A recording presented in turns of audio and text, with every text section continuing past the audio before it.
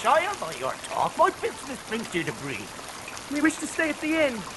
Our business is our own. All right, young sir, I meant no offence. It's my job to ask questions after nightfall.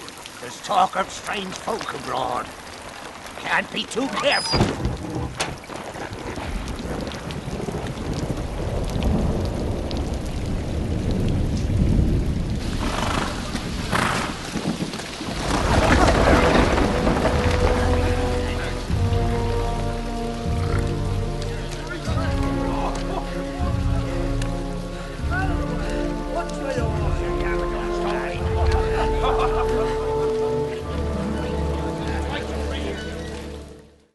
Rumours abound of an old foe reborn in the quiet solitude of the north. There's a chill in the air, cold that pierces the flesh. This cold makes way to an ominous, oppressive dread. Few have felt this before. I've heard the elves talk of it in passing. I wonder if it's why they leave. The gale always blows from the north these days, carrying this bitterness with it.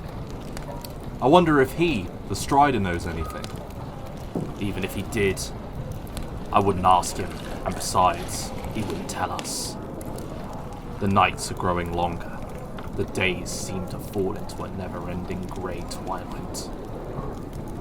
I wonder, could the rumours be true? Albalad? Yes. Grim news. I feared it would be so. Quickly, tell me what has happened, but keep your voices low. There are unfriendly ears, even here in Bree. 3 days passed. The guard at Son Ford was attacked by 9 Black Riders.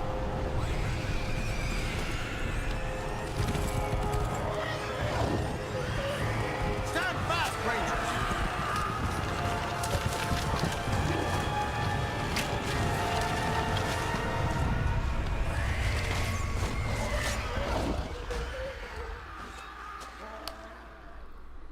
We were overwhelmed, and the enemy passed into the Shire. This is worse than I imagined. I know these riders. It is from Mordor they come.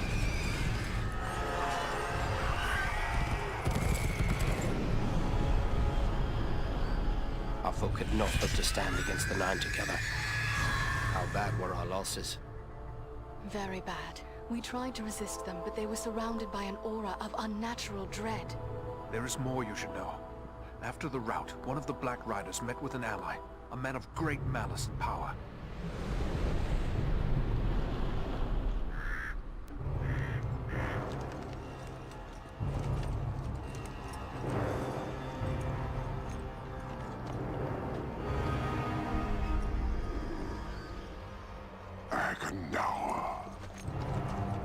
As our master commanded, I have stirred up the orcs of the mountains.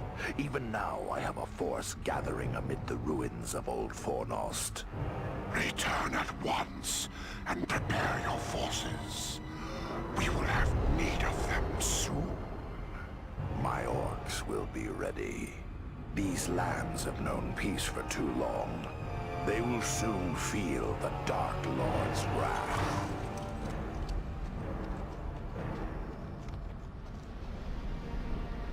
Hello and welcome to this brand new series where I will be playing the Remnants of Angmar. I am AFG and this is Divide and Conquer version 4.5 now.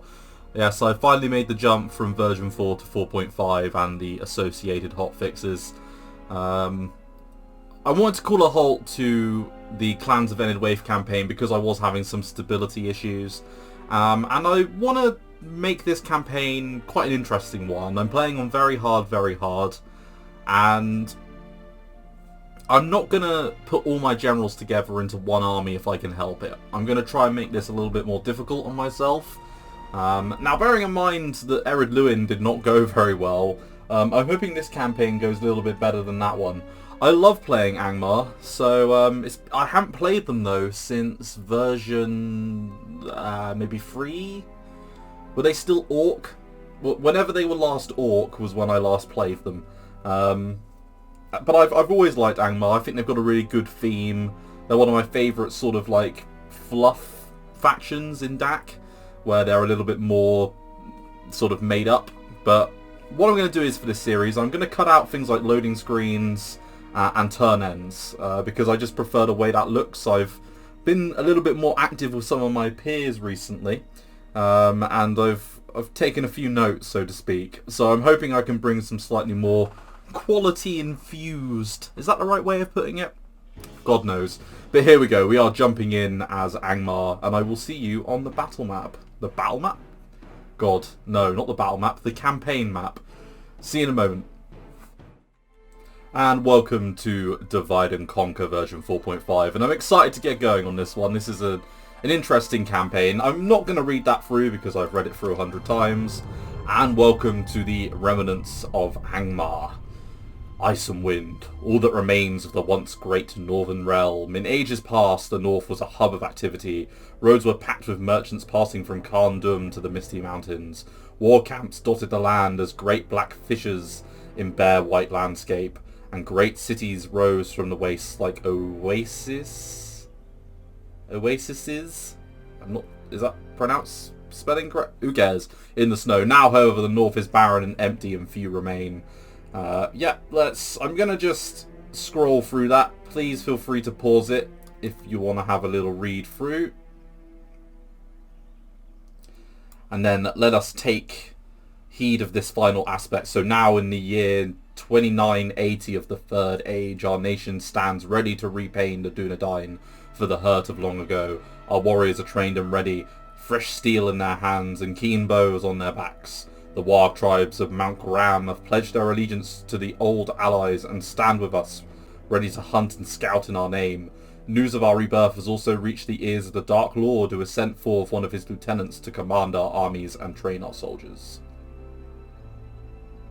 Rumours also abound amongst our men at the return of our great lord, the Witch King.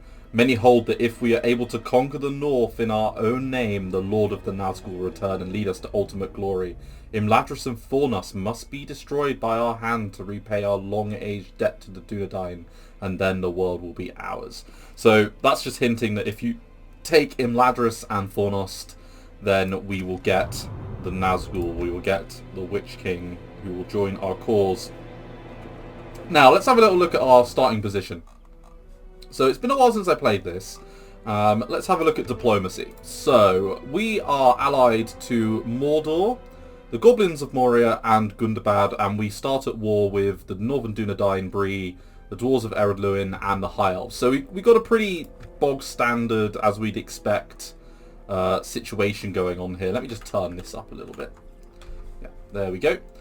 We do start with a spy, which is very good, and I know sort of that if we follow like some of the rivers and roads and things, we will reach some towns. So let's take this guy and move him sort of like so. Yeah, so we've reached Barkileg there, and I think there's another town sort of in the south over here as well. Now, we start with a pretty decent army under Mordholt here, who's got some decent enough hillmen. They've got a little bit of experience value. They're pikemen. Yeah, and then I think he starts with, yeah, Housecarls. So we've got an interesting enough army over here with which to sort of move out. We have Drangu the Bloody, who starts with a load of Warg units. And I must say, I think the first thing we're going to do is we're going to train another couple of Warg units there and get a Mason's Hall being built. In Latash, let's also get a Mason's Hall. And I think in Kharndum we are going to get a Mason's Hall as well. So we do start with a Hillman camp and a garrison quarters up here. Now, can you build the Warg camp? Yes, you can. So Wargs and cavalry are going to be very important in this campaign, I think. Now, I believe in my testing that Drangu here, yeah, he can get some units immediately out the gate, as can Agendour. So, Agendour, let's get those mercenaries. Does that mean you can't get them anymore? Yes, my lord. Yeah, you can't get the mercenaries now. Yes. But you can get some hillmen from the one below, so we will take those hillmen. With honor. That is very good.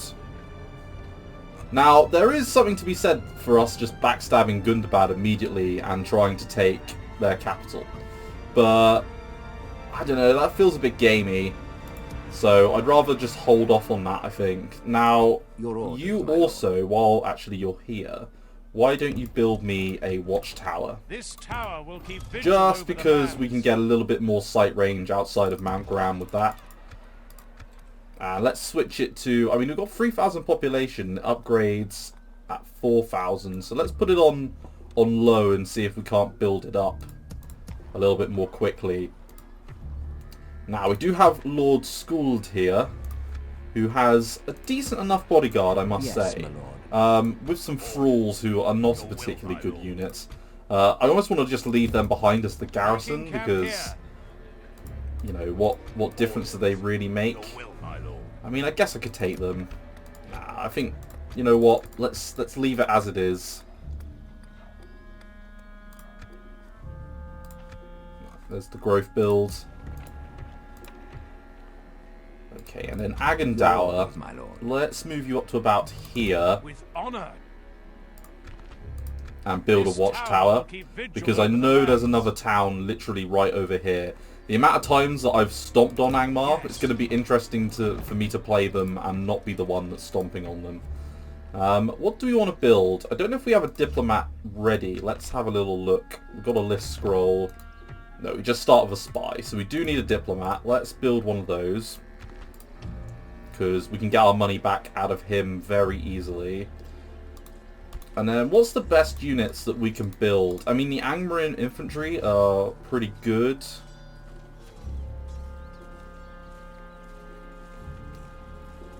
Yeah, and then I think the Rudar savages as well. Now, we know that we're not getting much by the way of free upkeep in Kharndum. Now, how much money does Agendour make?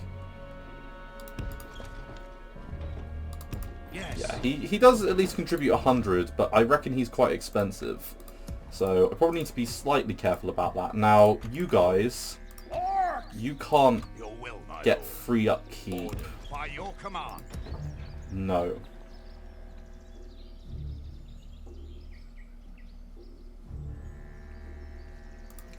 Yeah. Let's just get what free upkeep we can. And start rallying an army under Hoonvorn, because really I want to put an army together under Hoonvorn, because I think he by himself, to be honest, can probably take Barkileg.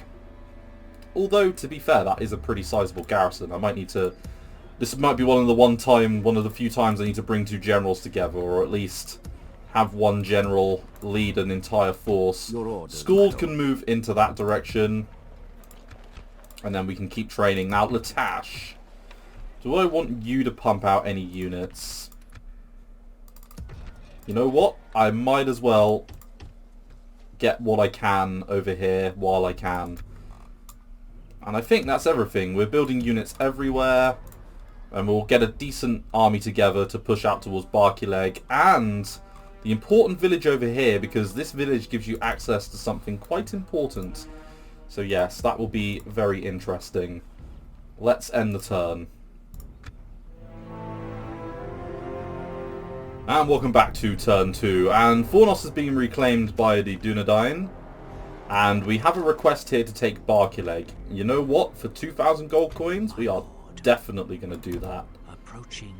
Yes, and there is Nova Raklor. So we now have decent sight range on sort of 2 major settlements, plus there's one here and there's also one over here. So we've got 4 settlements within our reach that I want to get really as soon as I possibly can. Yes, now, Skuld, I'm going to move into the fort for a bit of free upkeep. Now, should I take Skuld or Mordholt? I mean, Mordholt isn't a particularly good general, so part of me is thinking I should take Skuld. Your orders, my lord. You know what? We will move up an army like so. Hide them in the forest line, and then we'll take Skuld and his retinue like so. We shall continue tomorrow. And then we can take some units out of Agendour's presence. Because we might as well get as many units together as we can. And then immediately move on Barkileg. Besieging the coward, Actually, we probably my lord. don't want to besiege They're them. not going anywhere. An order. Probably want to besiege them next turn when we've got all of our forces together. My lord. Yeah. And then we can leave Mordholt in place. Yeah, so we'll arrange all of our forces under Hoonvorn. And then I think, you know what, I probably made a mistake. I probably should just kept Lord Skuld in the fort. But that doesn't matter. That's fine. And then let's keep those guys still building. Now you guys, maybe you should meet up, yeah, over there. And we get a nice little army together to assault down there. Yeah, we're going to be losing a lot of money next turn. And welcome back to turn 3. And, well, things are going alright. The economy is looking very much like it's in a bit of a bad state. But we've built our mason halls now, so the cost of building further buildings is going to be reduced slightly. I should have sent out my diplomat a little bit quicker than I have done. Now the problem is, because I'm at war with so many people, no one's going to probably want to buy my shizzle. Tomorrow's journey planned out. We want to go back maybe to Gundabad and see if we can sell them map information first. So yeah, let's get all of these troops together. And you know what? I am going to put Lord Skuld back in his little fort. You know what? I'll put the Hillman in there as well, because we've got a decent enough army here. Yeah, we do outnumber them. Moving to crush the enemy. And that should be enough to handle business over there. Now, I'm going to take this, like, ragtag army of dudes. Maybe leave behind one of them. Yeah, maybe just leave behind the Hillman. Switch it to a growth build policy. Yes, my lord. And start making our way, yes, down towards Morvatarth. Your orders, my lord. And I think that is another end turn there. Let's drop another end turn. See you on turn 4. Well, rather interestingly, on the turn end, the Northern Dunedain have arrived with a decent enough force. Approaching quietly. Of, well, sorry, that's the town's garrison. I respect you, my Dwulin, who has a gold chevron, very nice, brings Dunedain Wardens, Carnarvon Sentinels, Dunedain Scouts. They got a decent enough little army there, actually. Which is interesting. I wasn't expecting an army to sort of arrive out of nowhere. Now, let's besiege this place. I can see those trolls, but one thing I notice is that they don't have any archers whatsoever, which is interesting to say the least. We should be able to handle that quite nicely as a result. Now, what have we got here? Which battle do we want to do first? Do we want to do a push into here?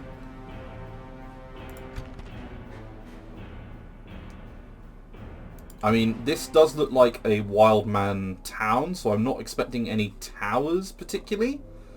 Or should we handle Morvatarth? You know what? Let's handle Morvatarth. We got raiders, skirmishers, some Angmar infantry, and Drangu the Bloody, who is a decent cavalry general with the Mount Graham Raiders. Let's get a look at these units. I will see you on the battle map. And welcome to the battle map. And as you can see, we've got a pretty decent army laid out here. Now, in particular, units of note are these skirmishers here. Everyone else is a cavalry archer, I believe. So let's just highlight these guys, for example. Yeah, they're cavalry archers, but you guys... Yeah, you guys are specifically skirmishers with an 8 missile attack and 4 missiles. So we need these guys to kill the trolls. That's their purpose in this, is just to be troll killers. So I'm going to move them out onto the flank here, and I'm going to keep our infantry in a pretty sort of far away position if I can. I don't want the infantry to really get involved in this battle, and I want archers to effectively do the majority of the heavy lifting. Let's, yeah, keep them all over here. along with our general, Mr. Dragoo. And you know what? I am going to put them on skirmish mode, just for safety. Because while skirmish mode sometimes doesn't work, it's better than not having it on, in my opinion. Right. And let's see if we can't, you know, pick some targets. Like, for example...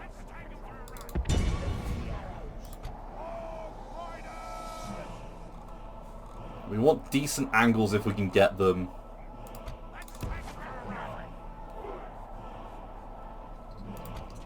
Surely you're in range. Thank you.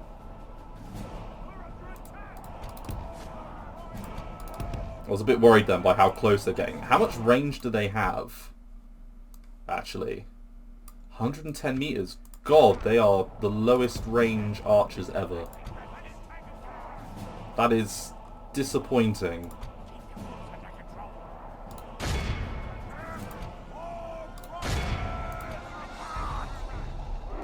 Right, you shoot the trolls, please.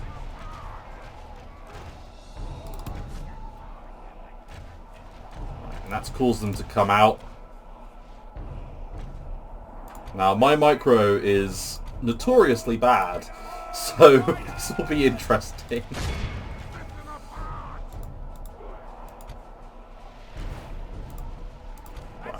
You guys pull out.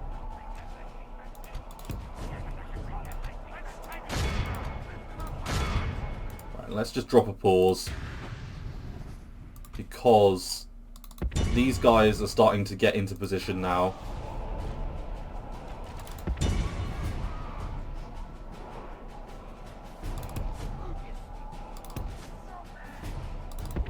Go, go, go. Throw your javelins, throw them.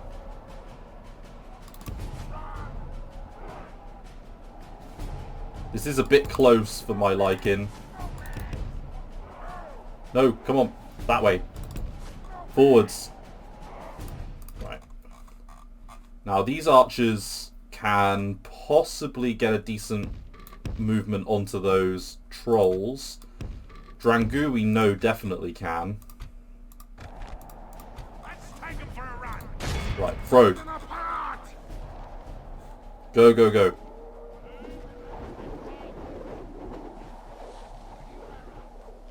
Okay. Yeah. That's a pretty big hitbox they've got, so the more damage we can do with our crappy warg skirmishers, the better.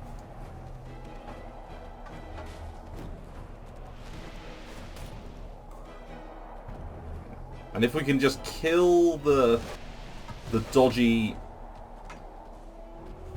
trolls, that would be great.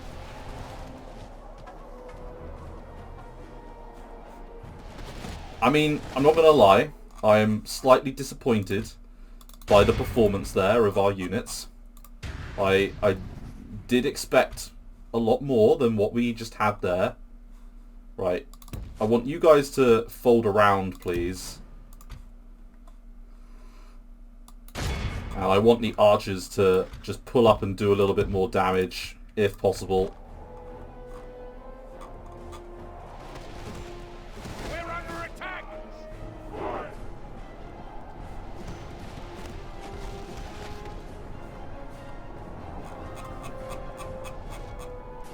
Right, where's the Rudar Housecarls? That's the question. Hillman, Hillman, Hillman. Yeah, Housecarls. Okay. Because we really want to get a decent bead on them. So if we can sort of get these guys to move up to there, you guys to go to there, or maybe not to there, maybe come around there.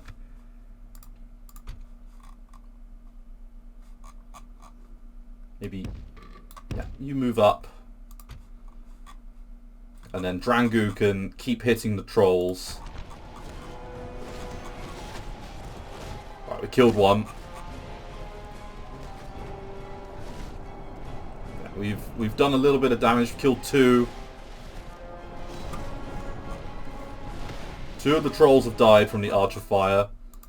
which was exactly what we wanted. Now, we can use the cav to maybe... This unit of skirmishers, we want to keep them out of the way, really. Yeah, we might as well walk the Angmar infantry up. Run, run. Shoot there, please, if you'd be so kind.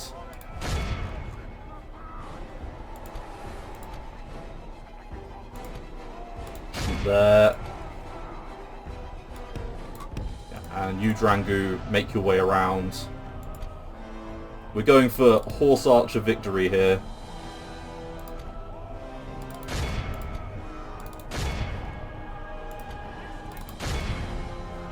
This is what we wanted. We wanted to control them into like a little spot. Right, down to 10.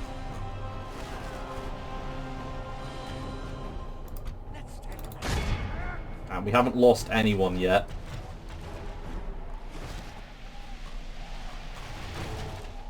Let's move up the cav just a tad.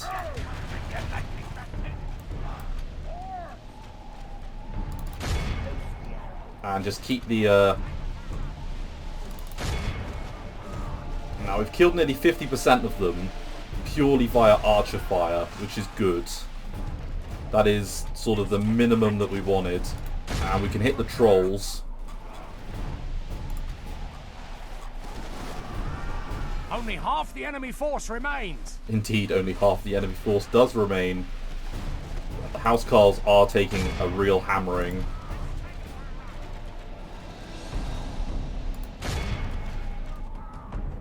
What's left of our archers are unloading. Unfortunately, we've caused a little bit more damage. We haven't quite done the amount that I wanted to do. But we have some throwaway infantry that I can just use for this purpose, like these hillmen. Oh, shit. General, run, run, run. Go, go, go. We want the general to get the hell out of dodge. And we're going to use the hillmen to move up. And I can run a rear charge with the skirmishers. Right, we've killed 61% of them and haven't lost a single dude yet. But this is where things might get a little bit dicey. There's still a lot of trolls left. But they should have taken a pretty decent whack of damage. They're all somewhat bloodied. I'm going to put a cut in here while I get into position and decide what I want to do next. Okay. It is an honor to hold the banner of the Witch King. Have faith in the Iron Crown. Okay, interestingly enough, they've not made like a major move in any one particular direction, like I was expecting. Welcome back. They've just sort of let me circle them, which is, as I say, a little bit unexpected, but I'm not going to argue with it. I'm going to let it happen. Angmar will prevail. And I'm going to send my hillman, I think, in first. I think my hillman can take the majority of the charge. Actually, you know what? If we send the hillman in that way, and then we take Dragoo round. The hills will be ours. Glory of Angmar. Form a shield wall over here.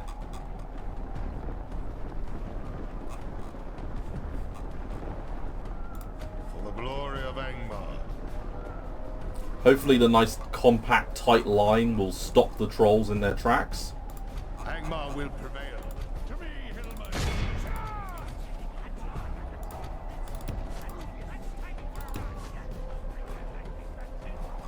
Right, come on, hillman. To me, Hillman.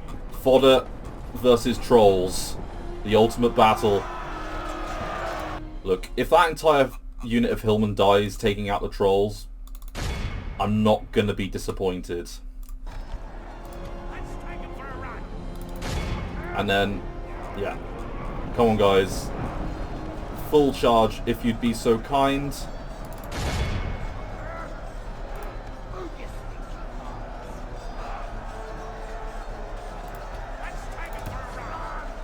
Full back. Oh, and the Amrian infantry are pushing.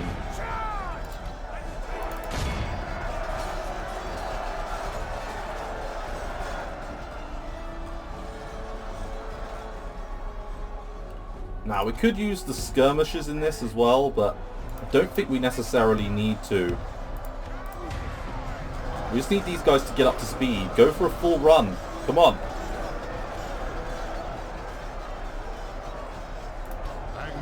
And I really don't care if we lose a couple of units to what is effectively Hillman trash.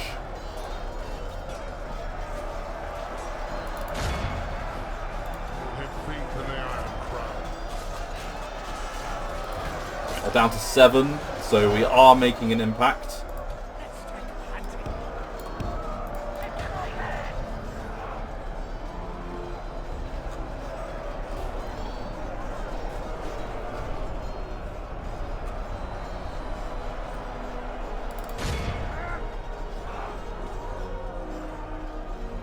Right. Come on, take them out.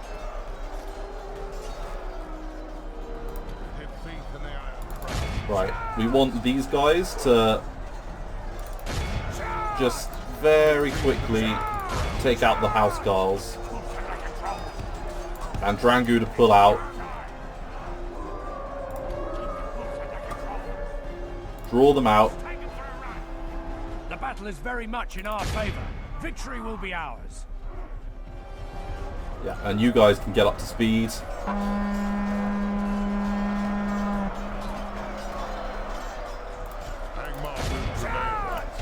Now, how are the Hillmen doing against the trolls?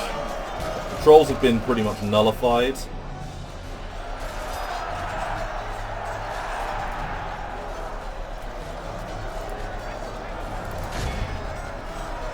We've got someone routing. Skirmishers they can pull out. Oh, and the housecarls. They look like they're struggling a little bit.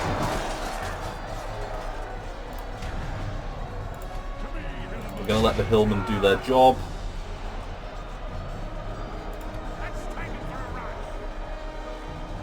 Drangu can pull out. And we can use the skirmishers to do a further follow-up charge.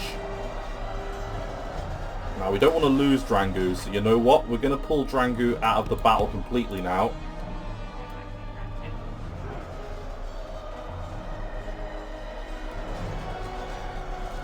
Good tidings. The enemy general lies Perfect. dead. Now with the general dead and Drangu safely out of that battle, we'll call it a day. Come on, finish the job. Our foe is utterly vanquished. Let all who remember this day. So that was a heroic victory, apparently, good old Drangu. We did lose 354, but who did the best? The Mount Graham Raiders getting 256 kills is really good. The Hillmen managed to heal 49. The Angmar Infantry managed to heal 20. Unfortunately, we didn't heal any wild skirmishers, but they did kill 41. Glory, honor, victory, my lord. And there we go, we've occupied the settlement. Welcome back to the battle map. And we need to get up to 1,200 people. So let's see how quickly we can do that. We're going to build as many things as possible to get snow trolls out of here pretty much as soon as we can. Okay, I think I'm going to call it an episode here. Thank you very much for watching. At the start of the next episode, we will fight the battle in Barky Leg. Thanks again. Bye-bye.